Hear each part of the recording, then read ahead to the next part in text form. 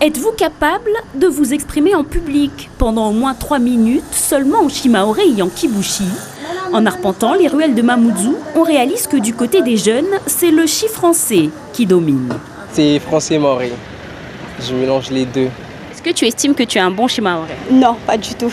Il y a des mots que je connais pas trop en shimaoré. Dans l'école, on parle une langue française, une langue shimaoré. C'est pour cela que je mélange des fois. Ces 3 jeunes auraient été disqualifiés du concours d'éloquence dont les présélections démarrent le 29 juillet à Coconi. Parmi les critères, être âgé de 18 ans et surtout maîtriser sa langue maternelle sur le bout des doigts.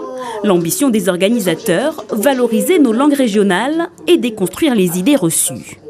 Pendant des décennies, on a dit aux enfants, on a dit aux familles que parler les langues maternelles empêchait le bon apprentissage du français à l'école, et on explique les difficultés d'acquisition du français par la pratique des langues maternelles, ce qui est une aberration. À force d'opposer la langue française aux langues maoraises, on a installé une hiérarchie entre les deux.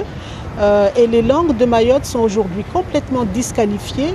Qui de mieux que l'association qui œuvre pour la connaissance de nos langues ancestrales pour dicter les règles? Chimé rassure les intéressés. Ils ont toute la latitude de consulter qui ils veulent pour pouvoir nous préparer un texte d'un niveau très haut. Et justement, sur quoi portera ce texte? Alors, ça portera sur soit la culture, soit l'éducation, soit l'environnement. Mais cette semaine, tout sera précisé.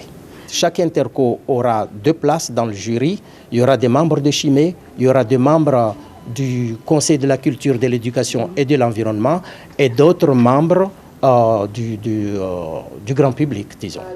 Les présélections du concours appelé Tamacha se dérouleront jusqu'au 26 août dans chaque intercommunalité de Mayotte. La grande finale aura lieu le 28 octobre. À la clé, un séjour d'immersion en Tanzanie et à Madagascar. Si vous pensez avoir votre chance, affûtez votre plume et échauffez votre voix.